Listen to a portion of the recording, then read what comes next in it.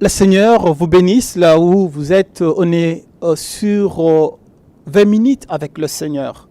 C'est notre mission que Dieu nous a donné, cette mission de faire passer le message, la bonne nouvelle de l'Éternel. Et comme vous savez, ces derniers temps, tout ce qui se passe sur le net, tout ce qui se passe sur que ce soit Facebook, YouTube. J'ai pris mon temps de voir toutes ces choses qui se passent sur YouTube, sur Facebook. Il n'y a que la violence. Il n'y a que la violence. Si ce n'est pas le sexe, c'est la violence. Si ce n'est pas la violence, c'est les choses qui nous prennent en otage. C'est les choses qui nous amènent dans toute une vie de distraction. C'est comme ça que par l'aide du Saint-Esprit, il nous a donné cette révélation de partager cette bonne nouvelle sur le net, sur YouTube, partagez comme vous voulez. Alors, nous continuons notre message. L'autre fois, on était sur Jean chapitre 14, verset 16. Alors là, on avait vu que le Seigneur, il a donné comme la promesse à ses disciples que l'Éternel, le Dieu, son Père, il devait envoyer pour leur un autre consolateur. Et aujourd'hui, nous continuons toujours sur notre thème conduit par le Saint-Esprit. Vous savez, bien-aimés, le Saint-Esprit, c'est l'Esprit de Dieu. Le Saint-Esprit, il est en toi, il est en moi. Il demeure éternellement. Le Saint-Esprit ne vient pas dans la vie d'un croyant pour un moment et par après qu'il va quitter le corps. Non.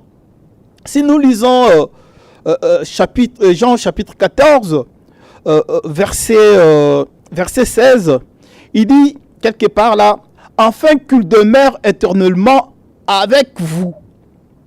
L'esprit de vérité. Bien-aimé, on comprend que le Saint-Esprit n'est pas à nous pour un moment. On comprend que le Saint-Esprit ne vient pas dans la vie d'un croyant, d'un chrétien, pour une durée déterminée. Non, le Saint-Esprit, la Bible déclare qu'il demeure à nous. Le Saint-Esprit, il demeure dans ta vie. La Bible déclare que, savez-vous pas que votre corps est le temple du Saint-Esprit? Savez-vous pas que votre corps est le temple de Dieu et son esprit demeure en vous? Savez-vous pas que votre corps est la présence de Dieu qui habite en vous? Savez-vous pas que votre corps est le temple de l'Éternel? Et aujourd'hui, quand nous venons dans ce monde, du coup, quand on est formé dans les entrailles de nos parents, de ta mère, de ma mère, une fois on est plongé dans le péché. Et on est né dans le péché.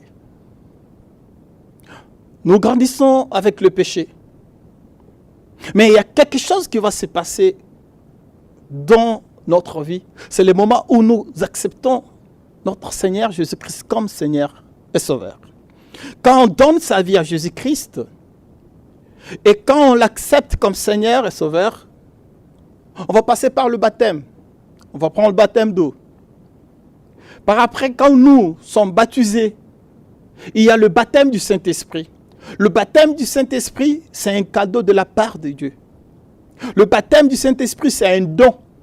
On ne le mérite pas, mais Dieu nous accorde cela. Parce que nous avons accepté Christ comme Seigneur et Sauveur. Et que nous avons eu le baptême d'eau. Et il y a le baptême du Saint-Esprit qui vient. C'est le moment où le Saint-Esprit habite dans ta vie. C'est le moment où le Saint-Esprit habite dans ma vie. Et quand il vient, Il vient pour demeurer éternellement. Il vient pour y habiter. Il vient pour convaincre. Il vient pour défendre. Il vient pour apprendre. Aujourd'hui, ton corps est le temple de Dieu. Et que son esprit habite en vous. Oui, je vois aujourd'hui, beaucoup disent, oui, Dieu ne regarde pas l'extérieur. Dieu voit le cœur. Et moi, je vais vous poser une question. C'est de ce qui vient de le cœur de l'homme qui représente l'extérieur. Mon frère, ma soeur, si l'extérieur ne représente pas Christ, et vous pensez que l'intérieur présente Christ, arrêtez, arrêtez. Mon frère, si l'extérieur, l'apparence physique ne représente pas Christ, et vous pensez que l'intérieur présente Christ, non, non. Et voilà comment aujourd'hui Satan a entraîné le chrétien de prendre, de donner ses arguments, que non, Dieu ne regarde pas l'extérieur, Dieu voit que le cœur. Mais de ce qui vient de ce qui sort, ce qui vient de le cœur de l'homme, monte dans le pensée. Et c'est ce qui se fait dans le physique.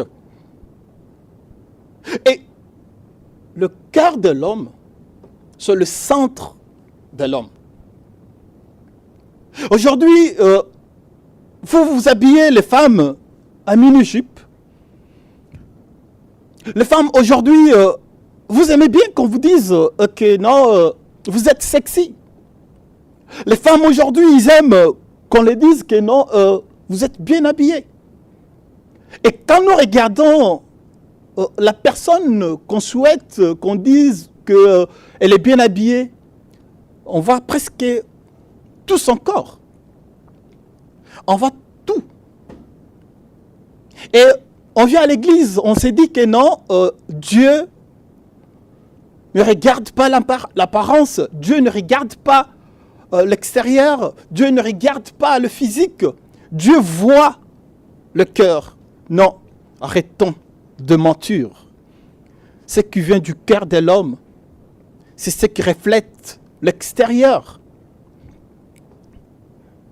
Oui, mon frère, vous prenez, je ne sais pas moi, pour une star. Vous faites tout ce que vous voulez. Il y a des tatouages partout, au visage, tout ce que vous voulez mettre au corps. Aujourd'hui, le monde veut nous montrer qu'un homme beau, sexy, c'est celui qui a des muscles, c'est celui qui a des six-packs. Et voilà, c'est ça, un bon homme. Aujourd'hui, le monde veut nous enseigner qu'une belle femme, c'est celle-là qui est sexy, qui est mince, qui n'a pas de ventre, qui a fait de chirurgie esthétique partout. Et voilà ce que le monde nous présente aujourd'hui. Mais je vais vous rappeler une chose. Savez-vous pas que votre corps, savez-vous pas que votre corps est le temple de Dieu et que son Esprit Saint habite en vous? Quand j'ai conduit ma vie dans des boîtes de nuit, je suis passé par là. Et je sais, il n'y a rien de spécial dans ces choses.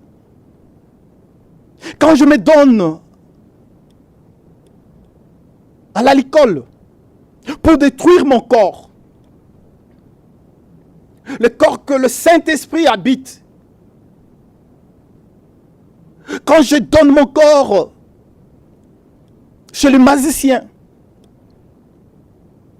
quand je marche dans le pédicité, quand je marche dans l'adultère, quand tu voles, quand tu trompes, et vous dites que votre corps est le temple de Dieu. Non, vous êtes loin de la présence de Dieu. On n'arrive pas à respecter Dieu. On n'arrive pas à comprendre c'est quoi la volonté de Dieu. Un corps qui est rempli de la présence de Dieu. Nous allons voir comment cette personne va vivre. Nous allons voir même la façon dont il va s'habiller. Nous allons voir même la façon dont elle va s'habiller.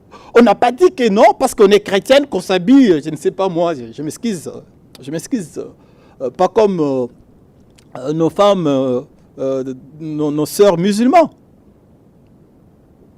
Je ne suis pas contre nos sœurs musulmanes. Mais quand même, quand nos sœurs musulmanes, elles s'habillent, vous allez voir que non, elle s'est bien habillée. On n'a pas dit de couvrir le visage. Est-ce qu'une femme musulmane n'est pas présentable? Est-ce qu'une femme musulmane ne peut pas séduire des hommes? Non, ça c'est le monde qui nous conduit vers l'obscurité. Pour nous montrer que non, il faut toujours s'habiller comme ça. Il faut que tu sois mince pour que tu sois une belle femme. Non. Le Saint-Esprit, quand il vient à toi, il demeure éternellement. Et quand le Saint-Esprit demeure en toi éternellement, il est là pour te révéler les choses à venir. Quand le Saint-Esprit est en toi réel, vraiment que tu aspires le Saint-Esprit, tu veux le Saint-Esprit, je trouve mal comment tu vas tromper. Je trouve mal comment tu vas marcher dans le pédicité, dans l'adultère, en regardant des films de porno. Tu n'auras même pas ce temps-là. Parce que le consolateur, parce que celui que Christ nous a promis, quand il vient en toi, il habite dans ta vie, il règne dans ta vie éternellement. C'est lui le consolateur. Il vient pour changer ta vie. Il vient pour améliorer ta vie. Mais le problème, c'est qu'il faut que tu donnes ta vie au Seigneur Jésus-Christ. Le problème, il faut avoir le temps de confesser nos péchés. Il faut avoir le temps de la repentance. Le Saint-Esprit est attristé en toi, il demeure en toi. À chaque fois quand tu pêches, à chaque fois quand je pêche, nous attristons le Saint-Esprit. Il demeure éternellement en nous. Il n'est pas là pour un moment et il va s'envoler. Non, il est fidèle et il habite en toi éternellement. Peuple de Dieu. Peuple de Dieu. Le Saint-Esprit a besoin de conduire votre vie. Le Saint-Esprit a besoin de conduire ma vie. Le Saint-Esprit a besoin qu'on lui laisse la première place. Le Saint-Esprit a besoin qu'il agisse puissamment dans notre vie. Le Saint-Esprit a besoin qu'on l'honore, qu'on accepte que c'est toi. Prends ma place. Oui, je m'abandonne en toi. Oui, cher Saint-Esprit, prends ma vie. Conduis-moi dans le chemin de la vérité. Conduis-moi dans la crainte de la parole de Dieu. Conduis-moi dans l'obéissance de la parole de Dieu. Oui, mon corps est le temple du Saint-Esprit. Oui, mon corps habite le Saint-Esprit. Le mensonge, tu n'as pas la place. Critique, tu n'as pas de la place dans mon cœur, dans ma vie. Des insultes, vous n'avez plus encore la place dans ma vie. Impudicité, tu n'as pas la place dans ma vie. Parce que je suis conduit par le Saint-Esprit. Parce que le Saint-Esprit est fidèle. Il habite éternellement dans notre vie. Est-ce que nous comprenons ces choses? Le consolateur. Les consolateurs, on est toujours dans le chapitre 14, verset 16. Vous allez comprendre que c'est les consolateurs. Il vient pour habiter éternellement dans notre vie. Mais à chaque fois, à chaque moment, quand nous péchons, quand nous écartons de la présence de Dieu, le Saint-Esprit est attristé. À chaque fois, je m'excuse, quand l'homme conduit sa vie, le Saint-Esprit est attristé. Il demeure dans votre vie. Il est dans ta vie. Il est dans votre corps. Mais il est attristé. Imaginez-vous Imaginez-vous, Dieu est là où il est. Comment il ressent?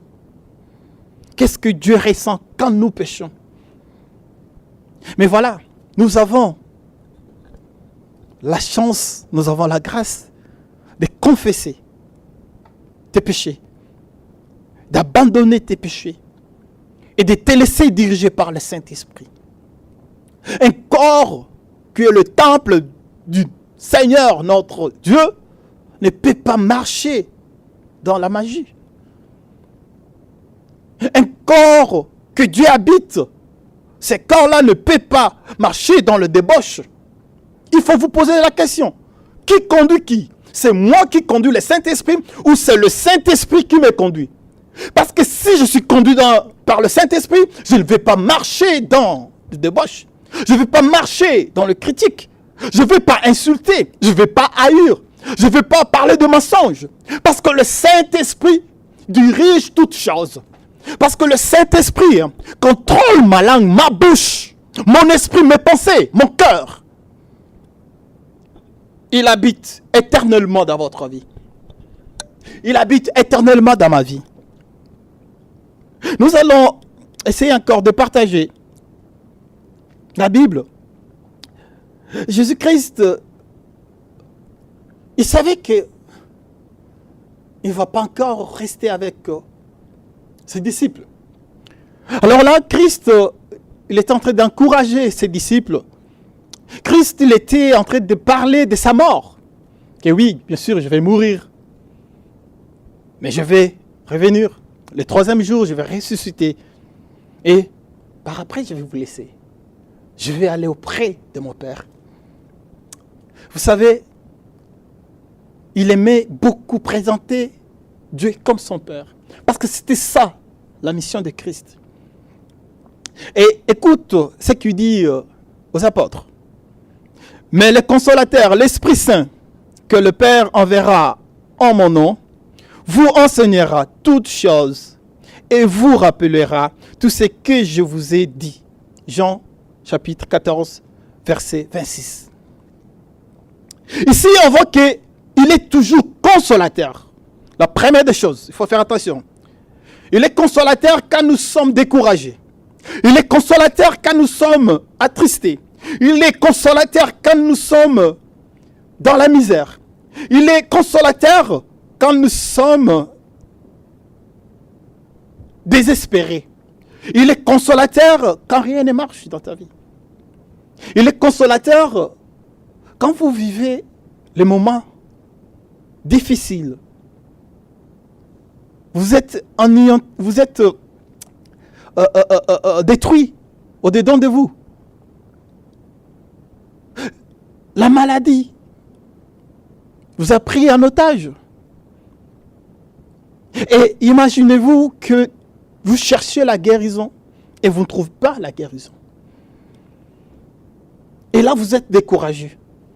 Et là, vous commencez à vous poser des questions. Est-ce que le Saint-Esprit, est-ce que Dieu existe? Et voilà, il est notre consolateur. Ça, c'est la première chose. Il nous encourage, il nous donne l'espoir, il nous donne la force. Parce qu'il est notre consolateur. Il était consolateur des apôtres parce qu'ils étaient battus. Ils étaient battus parce qu'ils se disaient, mais attends, il va mourir, il va partir, il va nous laisser comme ça. Imaginez-vous, un Jésus-Christ qui faisait tout pour les disciples. Un Jésus-Christ qui leur donnait le planning, qui les nourrissait, qui le faisait tout. Et il dit, écoute, moi je vais mourir et je vais ressusciter le troisième jour et je vais partir. Ils étaient abattus. Alors il fallait que le Saint-Esprit puisse venir pour leur consoler dans ces moments-là difficiles. Il fallait que le Saint-Esprit puisse venir pour leur encourager. Vous n'êtes pas tout seul. Oui, le consolateur va venir. Oui, le consolateur Jean, Pierre, le consolateur, il va venir. Il va vous consoler. Pourquoi vous êtes attristé? Aujourd'hui, tu me regardes. Pourquoi tu es attristé? Le consolateur vient pour vous consoler. Pour consoler ta famille. Pour consoler toutes choses qui ne marchent pas dans votre vie. Je bénis Dieu. On continue toujours notre enseignement. Nous allons continuer encore sur le verset chapitre 14, verset 26. Et là, tout ce que je vous demande maintenant, votre corps est le temple de notre Seigneur. Et que son esprit demeure en vous. Est-ce que réellement le Saint-Esprit demeure en vous?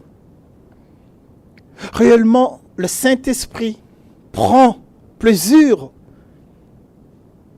de résider dans ton corps? Est-ce que vous êtes sûr que le Saint-Esprit conduit votre vie?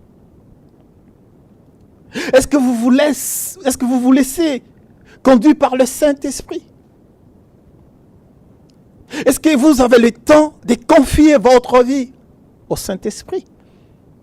Est-ce que vous pouvez accepter que le Saint-Esprit restaure votre vie?